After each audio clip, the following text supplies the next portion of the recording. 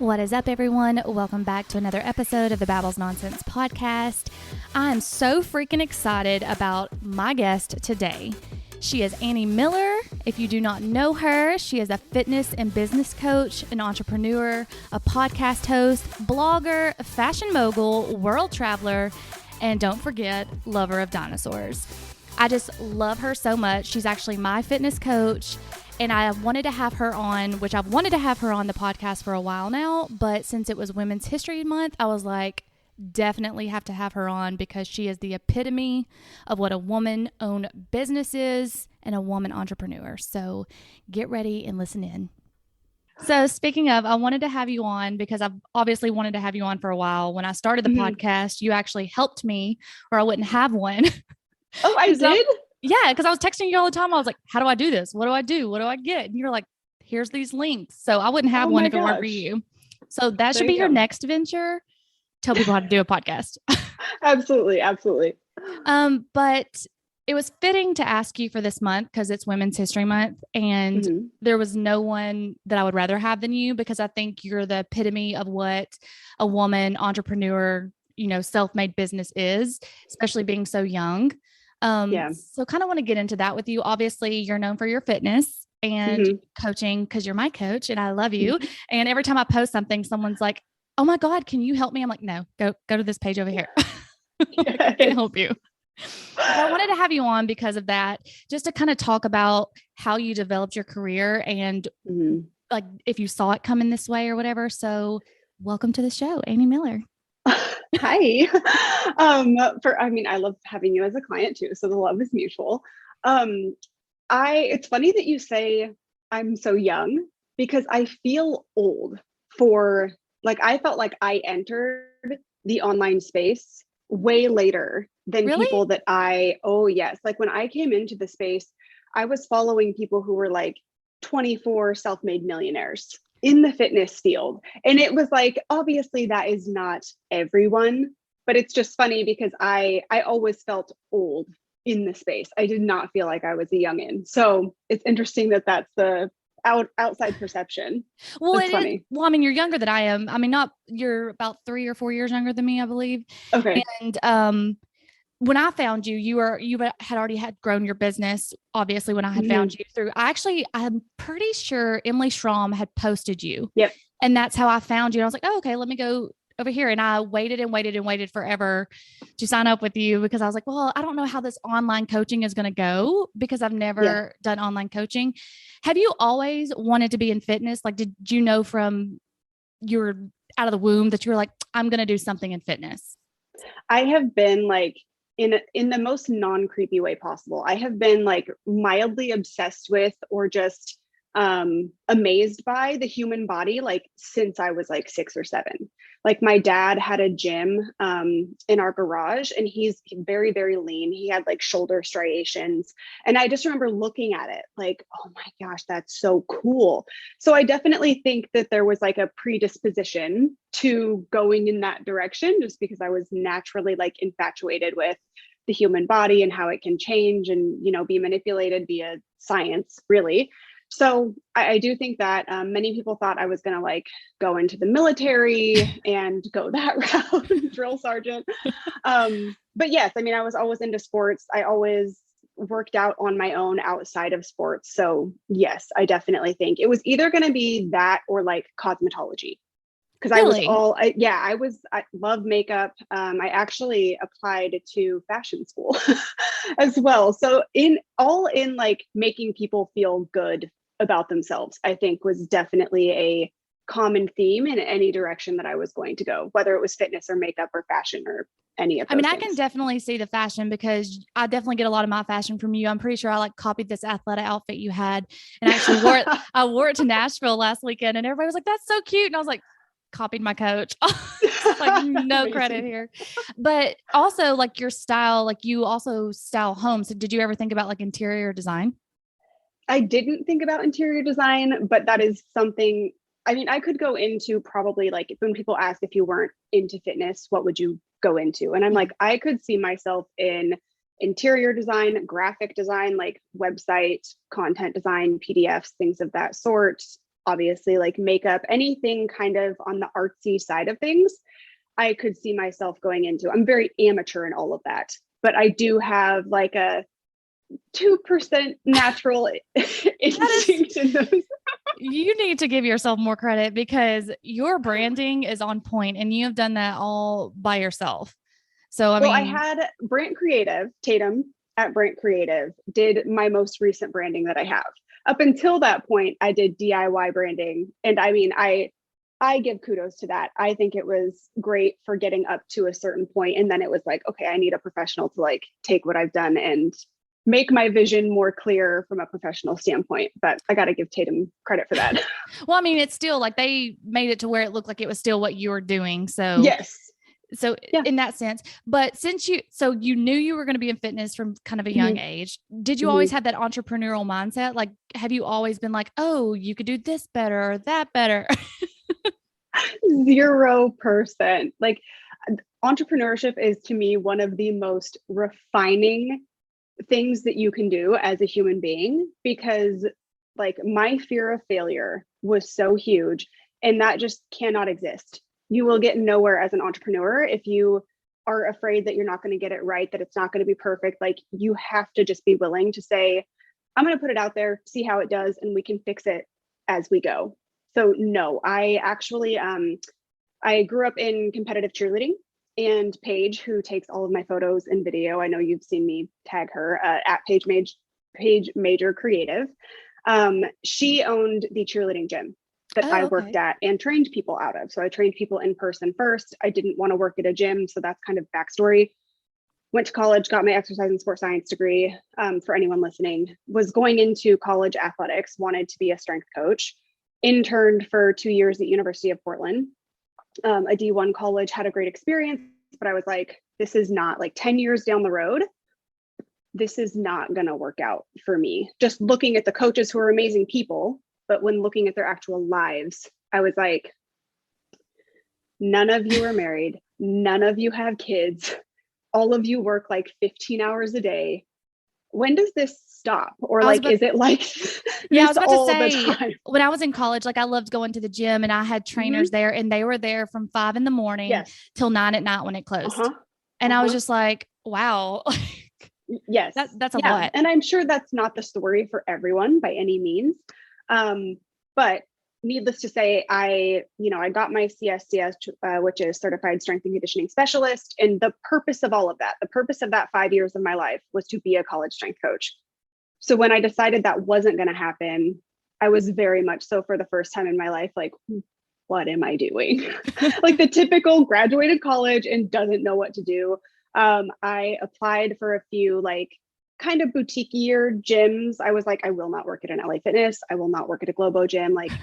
So I guess in that sense, yes, entrepreneurial, because I was like, I am not writing programs how somebody else wants me to write them. I am not doing the cold calls. Like I was not willing to do that. So I guess, yes, in a sense, I was willing to work 80 hours for myself versus working 40 hours for someone else. So I trained people in person at this cheer gym. Paige let me do it. For a much better split than I would get like renting space at another gym. And I basically shadowed her in owning a cheerleading gym. And in that process, I was like, wow, no.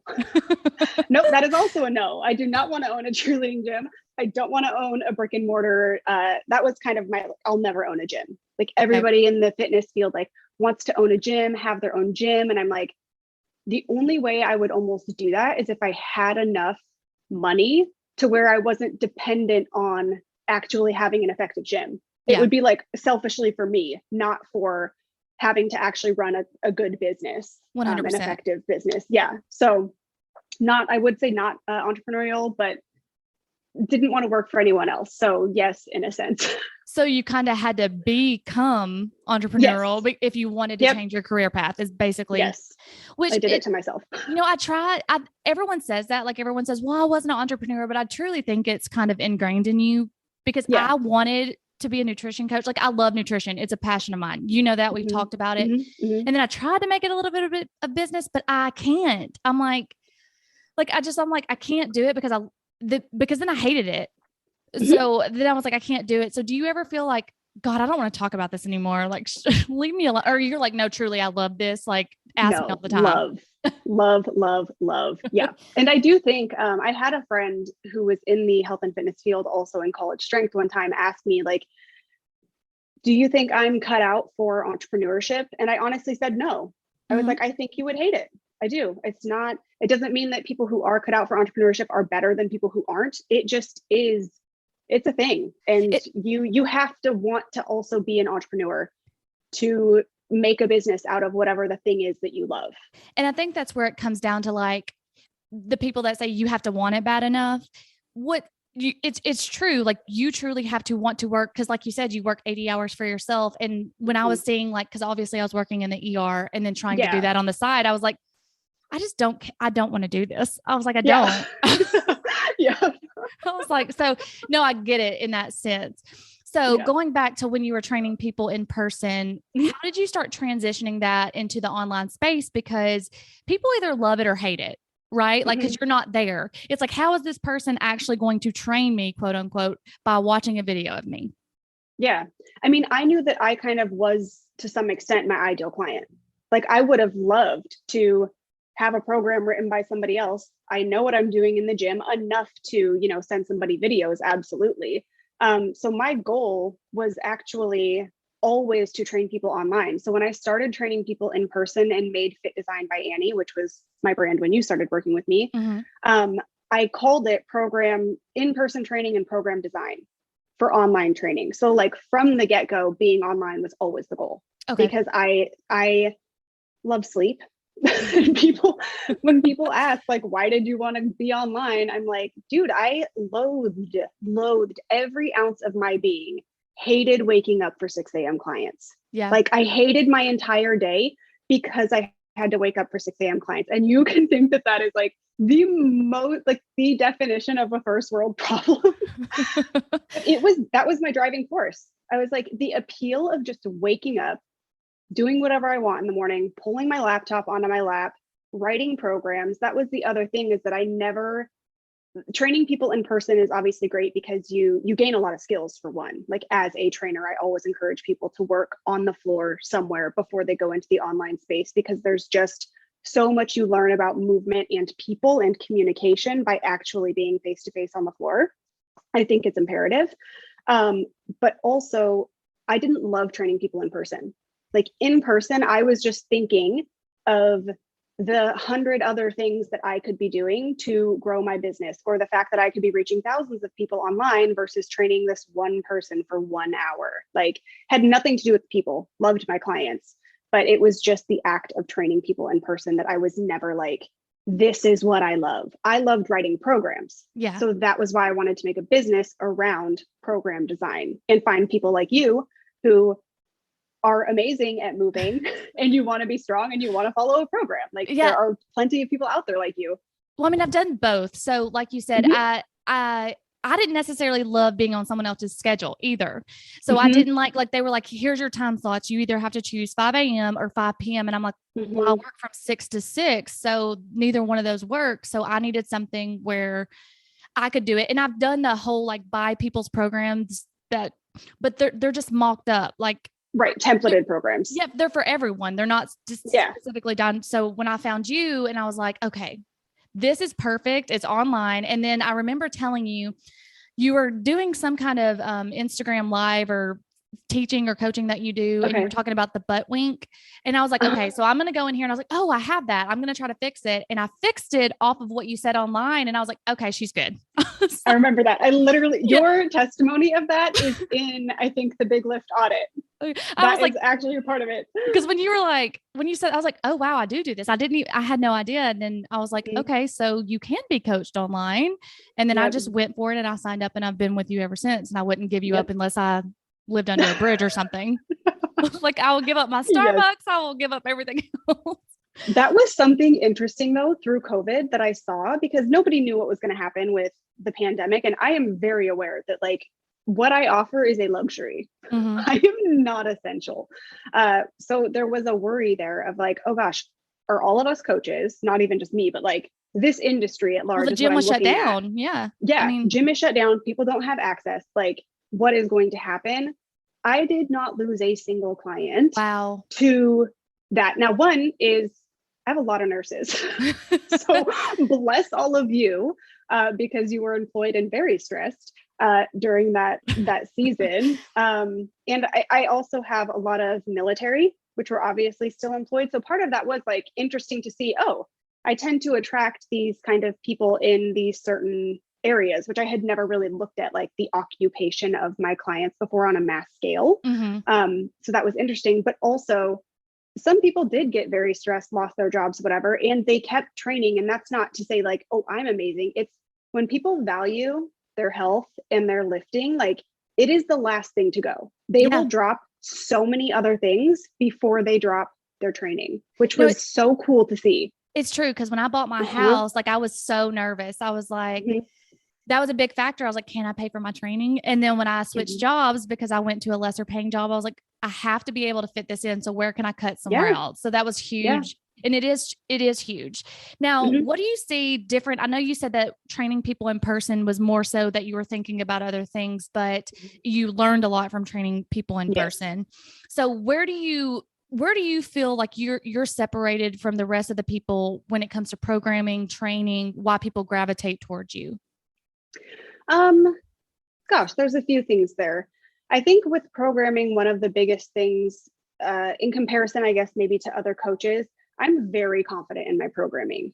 I don't think my programming is the best, but I think I'm very confident in saying to someone, we're switching only three things in this phase because I know that those are the only three things we need to change in order to get where we want to go. And I'm confident in saying, like, you're going to look at your phase and it's going to look almost identical to the last phase. And that's okay. And coaches are very scared to do that. They think that then every phase has to be a brand new phase. And I'm like, that it's funny because that goes against everything we know about progressive overload and like training different movement patterns.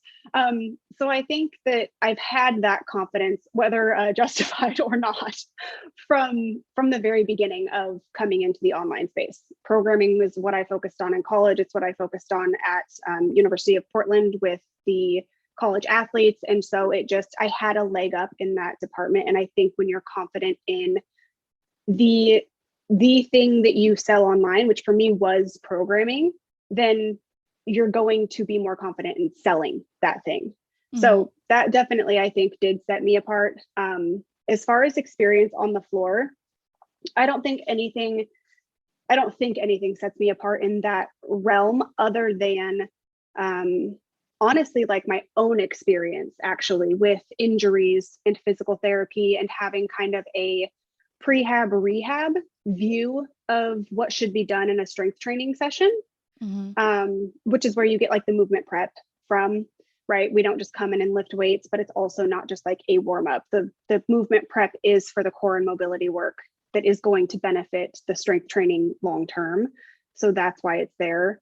And I think any coach in person, it's helpful to see like big bodies move differently than skinny bodies. What happens when somebody has mass in a place where you can't actually tell, like, is that an issue in the movement pattern or is that just body mass that is going to move that way because of this person's size, right? Yeah. How people have different joint levers based on, how long their tibia is to their fibula or how long their torso is to their legs.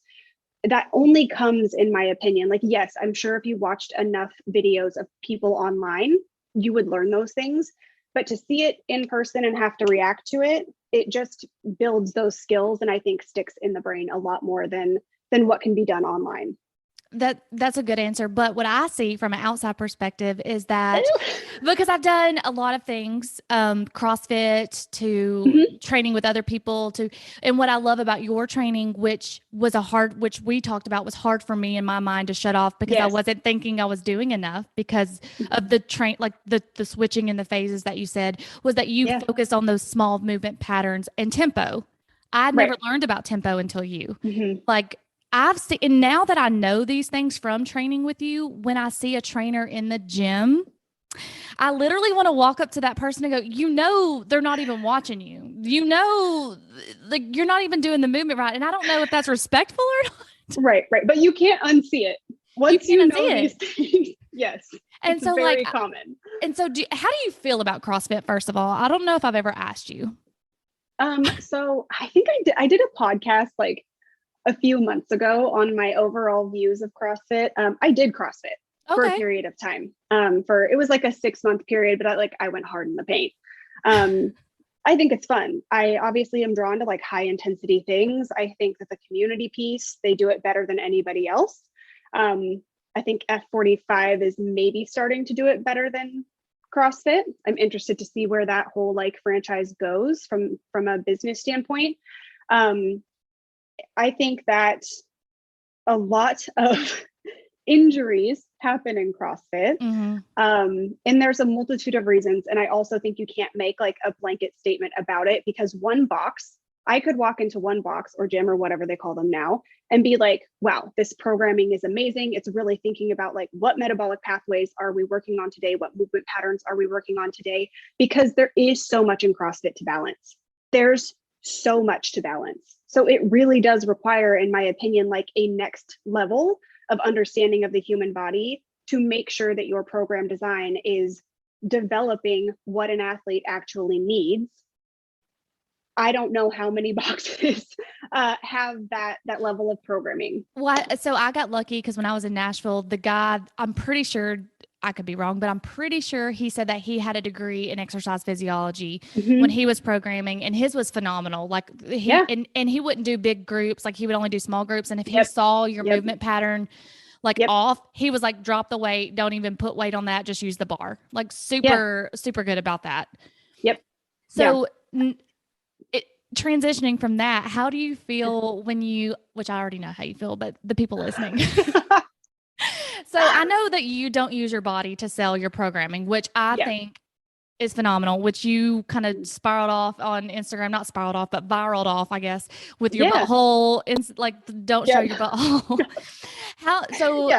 Not showing your body because you are genetically more lean and muscular, and you mention that all the time. You let people know, which is another good thing about you. Whereas there are people who are genetically blessed or whatever, even though, I mean, you work hard, even though you have genetics, but they sell programming when they're number one, not a fitness coach. Number two, like they just look good. Yes. How do you feel about that versus what you're trying to do to actually build a business? But they're like you said, because earlier when you said the 24-year-olds that are millionaires, to me, those are the people that actually don't know fitness. Not saying that there aren't people out there that do. Yeah. No, like I could have had a successful fitness brand at 18, right? Like I was in better shape, not better like actual fitness shape, but I was in better physical shape probably at 18 than I am now. I absolutely could have just marketed my body and said, train like me, and sold that. And I was just never willing to do that, because I'm aware, like if I had enough training partners in my day with different genetics than me to see firsthand, we are doing the same exact program. We eat pretty similar. We get the same amount of sleep. We have the same schedule with work and internships. We have different results. Like, I can't deny that. So I was just never willing to. It wasn't something that I didn't do it to like intentionally be the girl that doesn't sell her body for fitness. It was intentional, but I never planned to be like known for that. And that definitely, I would say, when I started racking up clients, and in the intake form, like they would mention that, like has nothing to do with, I don't even ask a question about that, but they would make the point, like, you were one of the first fitness accounts that I found that like wasn't just your butt or half naked body. And I was like, oh, this is cool. Like these exist. So I guess I was a bit of a dime a dozen then. I think there's a lot more of that now. And I would say my perspective has changed. Like when I was creating Movement 101, I was like, we first did some videos in like clothing that I would normally wear to work out. And I was like, oh, you can't see what you need to see because of the clothing I'm wearing. So like I actually wear typically smaller clothing in like my demo videos than I would wear to work out, because you do need to see my body lines and what is happening for proper form. So I have switched. Before, I think I had a perspective of like all skin is bad. And I definitely do not believe that anymore. I'm like, you can absolutely, in the online space, I think, show skin and do it tactfully and do it in a professional manner. I follow far more accounts that do that now. Whereas before I was like, you'll never see me in a sports bra, which you won't, because I just don't think it's needed.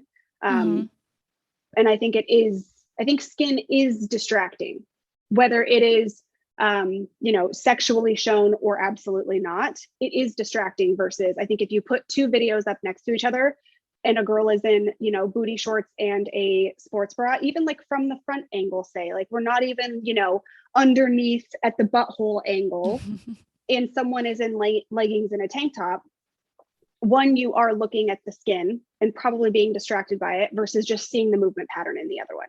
I think that's inherent with human beings. When people, I think, do gravitate towards you, like you said, for that reason, because not only in a sexualized way of skin, but like if I looked at you, because you are genetically smaller and you're muscular and you work hard for that, but sometimes that's intimidating as well, because it's like, well, God, I don't look like that. And I feel like I'm working out just as hard, which brings on that whole persona of like body image and why can't I look like that? But the good thing about you versus what I've seen on other accounts is that you actually tell people like, hey, like I work hard, I work out, I lift, but you have to realize like part of this is genetics. Oh, yes. Yeah. I mean, I had like striations in my quads when I was like 12. That's not normal, right? Like clearly there was something going on there genetically, and I can acknowledge that. But also, when you're talking about building a business, bodies change. Yep. It is going to happen. And it's another reason, like I do show my training, but if I change up, if my body changes, if the way that I train changes, that needs to not affect my business. Like the content that I put out needs to be geared towards what I offer my clients and what they need. I should be able to go do a triathlon and nobody even knows about it. Like, in my business should not change, right? Agreed. Yeah. I should be able to get pregnant or travel the world. My body should change because bodies do that given the situation, and my business should not be affected. So there's also like, I think building a business around your body is building a business on sinking sand, or potentially, because people are going to, the content that we put out does somewhat condition our audience to expect something from us. So when we change that, there is a dynamic there that we're responsible for. 100%.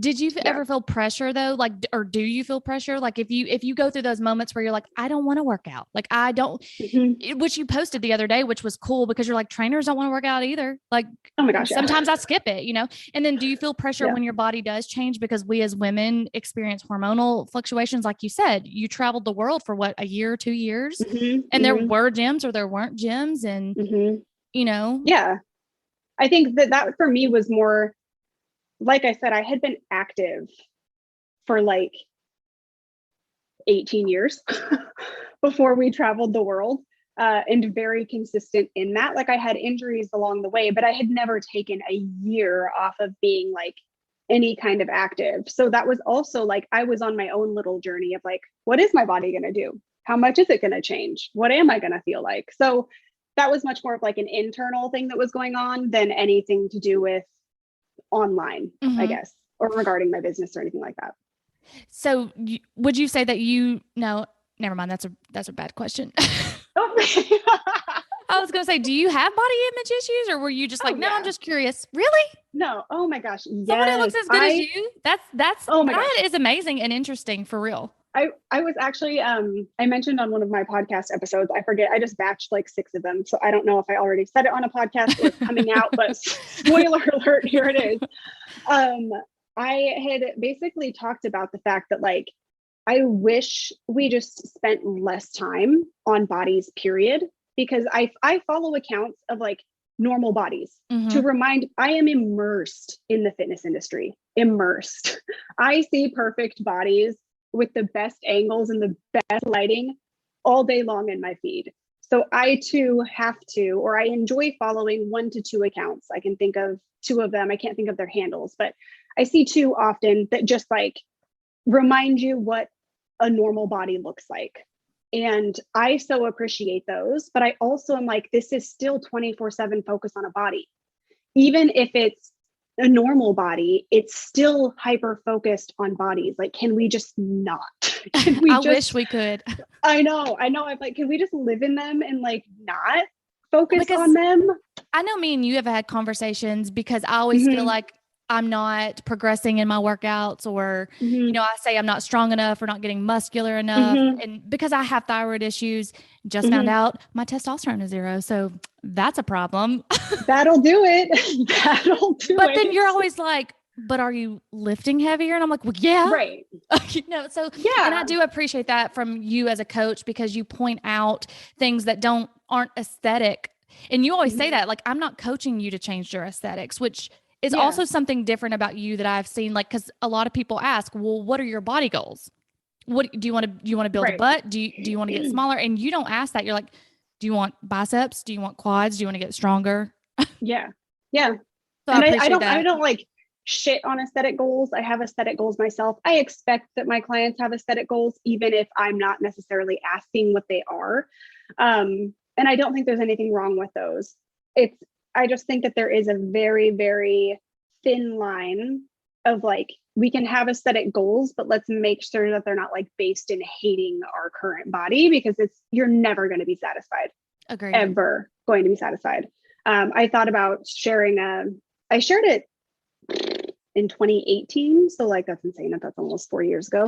But it's a picture. I had a ripped six pack on the beach, and I have a picture of me running away, and there's like cellulite all up the back of my thigh. I'm probably 15% body fat.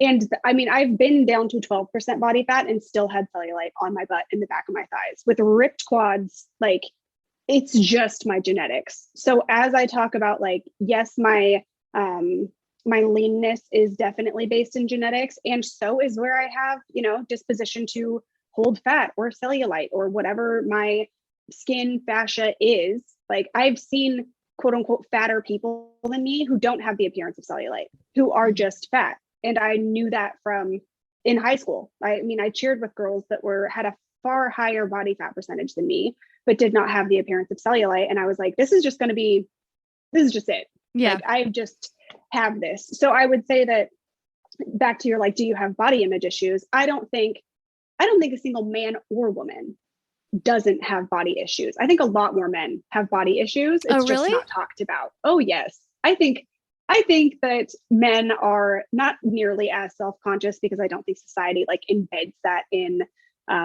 the male gender as much as obviously it is in the female. But I think a lot of men have body image issues that don't get talked about, whether it's not being big enough, being muscular enough, like maybe their biceps are small, or they feel like they can't get a chest. Like, I absolutely that would make absolutely sense. think that's a thing. Mm-hmm. But I still don't think it's fair that the dad bod is glorified. It's okay. Yes, that is. So what about the mom bod? True. That is so true. Let's level the playing field here. Right? It's like, okay, so if the dad bod's good, then what about my gut? Can I go drink Mom a beer? bod is good too. Yeah. Speaking of nutrition, just a short snippet on that. Like, Yeah. you don't share much about your food or nutrition. Is there a reason for that? Because I know a lot of fitness coaches that are like, here's what I eat in a day. Yep. Yes. I shared a lot more about nutrition in the first through 2017, because I thought I had to. So that was another, like, I would say really from 2015 to like mid 2017, I did what I thought I was supposed to do online.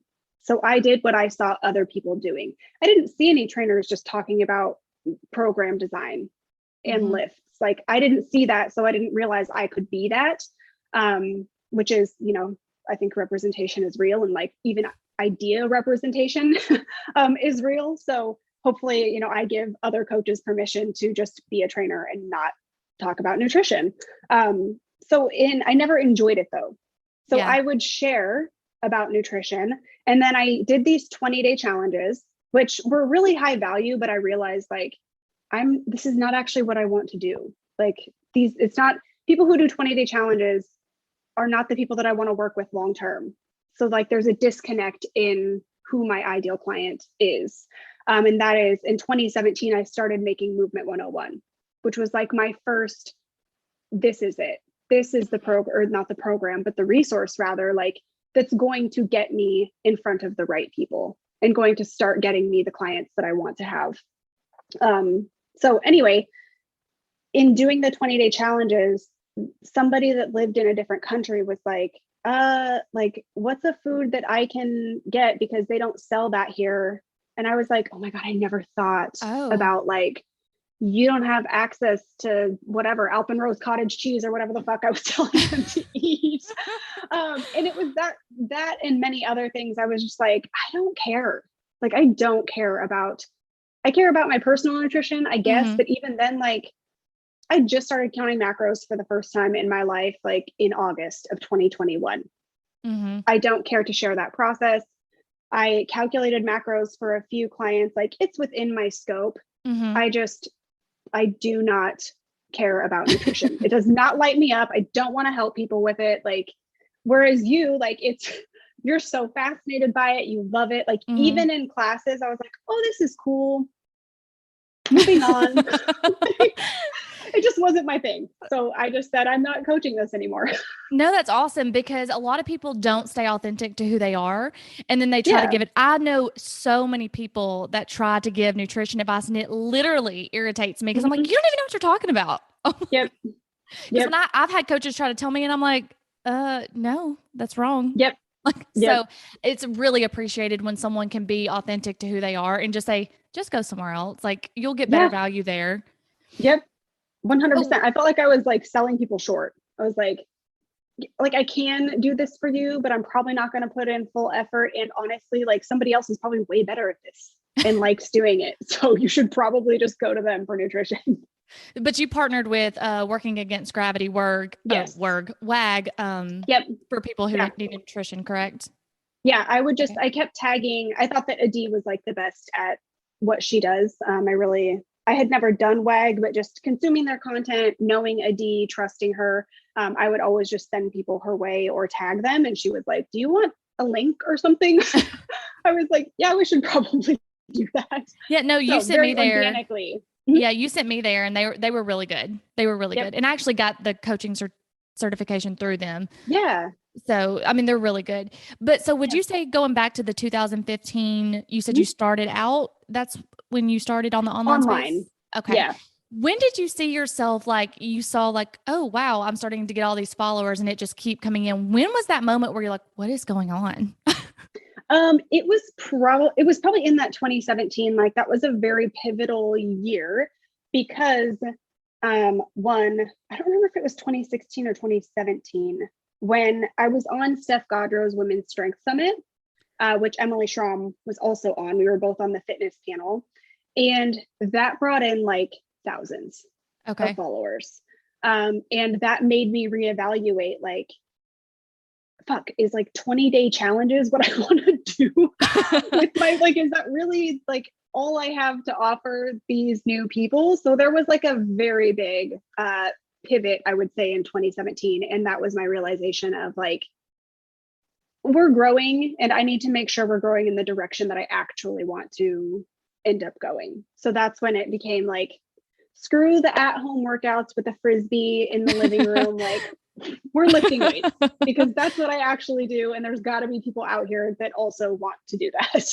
No, it's amazing. And do you like, have you caught on yet, or has it made you like think, going like, wow, I'm actually changing part of the industry and changing women's views of how everything's going on? Because you said you're 31 now, right? 32. So you started in 2015. Don't make me do math. That's 7 years ago. Same. Yeah. So you were like 24 when you started, and you say that you 32 is still very young, and you started at 24, and now you're doing all these things. Plus, not just the fitness, you've now transitioned into business coaching because obviously people are like, whatever you're doing is working. Right. So teach Which me. is exactly how it happened. And a lot of it was actually back to that, like, I wasn't selling my body. So Mm-hmm. people, men and women, both think the guys are like, I got to be shirtless. Like, that's what I got to do, when it's like, you don't have to do that. You Yeah. could just provide value in a t-shirt if you want. That's allowed. So basically, mostly women, I would say, started contacting me organically in 2017, 2018. I was actually on a podcast with Sean Pastuch, Dr. Sean Pastuch from Active Life in 2017. And he asked me, when are you going to start coaching business? And I was like, bro, never. Like, I do not want to be a business coach, because they were so scummy. Like, all the business coaches up in my DMs were just like so inauthentic. It was so cringy. Ugh, just hated every approach that everyone was taking. So I was like, I'm never gonna be that. But much like I was just different in the fitness industry, in 2019, I was like, okay, I've built a successful enough fitness business without sales calls. I don't do sales calls. I don't just do high ticket coaching. I don't sell my body online. I can teach other people how to do this now. Like, I had built a system enough to where I can actually confidently say, this works. This is what I did. This is how you can do it too. So that very organically happened. And it was largely because women were like, oh, wait, I don't have to be half naked and, take all my videos from behind when I'm doing bicep curls. What? No. But you said at the very beginning of this podcast that you started late in the game of social media. Yeah. You actually started right when it was taking off, because look at it now. I think everyone's going to think, like, I thought when I started a podcast, like, am I late? Like, am I late? Yeah. Everybody's got a podcast. I felt like everybody had a podcast, and that was 2 years ago. And now I'm sure people entering are like, am I late? Is it too late? And probably not. Start a freaking podcast. Like, I would say that, yes, I'm very, very, very grateful that I got on Instagram before Facebook bought it. Yes. Like, I do not deny how difficult it is currently for people to actually make headway on that app. And I fully acknowledge it. Yeah, but also, you can have a lot more power with, like, I have business clients that have, 1,000 to 5,000 followers, and they have the same amount of people viewing their stories and liking their posts as I do. Okay. So it's not like people see, 30,000 some followers, but really I have an audience similar to, like, maybe 5 to 15,000 is like the actual percentage of people who are actually interacting with my stuff. So although you can't grow as easily, smaller audiences are actually getting a very high percentage of interaction, that's what matters. So there is something to be said for that in the current stage of the brand. How did you get so, like, savvy with Instagram? Because you teach a course, Instagram 101, and you do know so much about it, like reels, trends, the things that you're supposed to. How did you get into that? Just doing it, just being a student. I mean, when you post every day for 5 years, you learn everything. It's a lot. Yeah, it is a lot of knowledge in the bank and experience in the bank. And I did for, I think, 5 years, post almost every day, if not more than once a day. When stories rolled out, started doing that. But also, like I tell people, when all of us back in the day started on Instagram, it was just a single post. That was it, with like a tiny caption. So I'm like, it was so much easier to handle than coming on now is like, we have swipe graphics, we have reels, we have Instagram Live, we have IGTV, we have stories. You can go live with people. Like, I cannot imagine how overwhelming it is to come on now, because it was overwhelming when it was just a post. True story. When Instagram came out, thought it was a photo editing app. Absolutely. I was on vacation with my friend, like we just graduated college, posting all kinds of photos, trying to edit them. They were terrible photos. And Alicia, my friend Alicia, was like, what are you doing on Instagram? I was like, you can see that? I was like, let me take this down real quick. When I got no idea. I got married in 2013. And my maid of honor was like, you need a hashtag. And I was like, what is a hashtag? And she tried to explain it. And I was just like, I don't understand. Like, she made my account for me. She made the hashtag. I was like, I don't get it. I don't this was literally, I remember it was 2010 graduation trip to Destin, Florida. And I was literally posting all our bathing suit pictures, all this stuff, like trying to edit them in the lighting. And Alicia was like, what are you doing? And I was like, spamming Instagram. How can you see this? That's so good. Yeah. So that was my first Instagram story. So nice. I really appreciate you doing this. I have a couple more questions for you. Yeah. What's nest? If you're doing all this, like, what is next? Well, hopefully we're building a house. So if I can, like, finishing pure programming was huge. So, I mean, I assume maybe you read my Instagram post about it or not. I don't know. I do. But it was like, that was like 3 years in the making. Oh, so wow. Not actually working on it for 3 years. But actually, in 2018, we were in Portugal, and I was texting my lifting partner from college and saying, like, if I created a programming course, like, what would where are the boundaries? Because programming is just, it's an endless toolbox. You've got to, like, put the blinders on and boundaries somewhere. We have to have some bumpers to, like, know what the heck it is we're trying to do. So it was 3 years in the making, in the sense that that's kind of like when it was conceived, was 2018. Having that done in January was like, now what? I did it. It's alive. It's in the world. So in 2022, I'm really just, like, kind of refining business, seeing how things are going. And then, like, I don't want to create anything for a very long time. You say that, but then you'll think of something tomorrow. I know. It comes in waves. I'm like, when you're done with the creation wave, you put it out, and then, like, 6 months later, you're like, what else can I create? So I'm just going to enjoy the season, hopefully get our house built, and, like, evaluate what I want to do next. So for those of I cannot speak today. For those of y'all listening that don't know Annie, she's a lover of dinosaurs. And I don't know why, and I want to know why. Okay.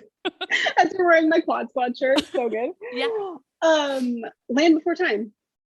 That's when that is it. When I had to be like 4 or 5 when I got my first one. And I own all 14 and the musicals. I bought them all through high school. And I, like, wanted to be Sarah as a child. Like, I would go around my neighbor's house, ramming my forehead into people's shins, acting like a triceratops. So I don't know, like, what the draw was, but it was, like, in me, the love for dinosaurs.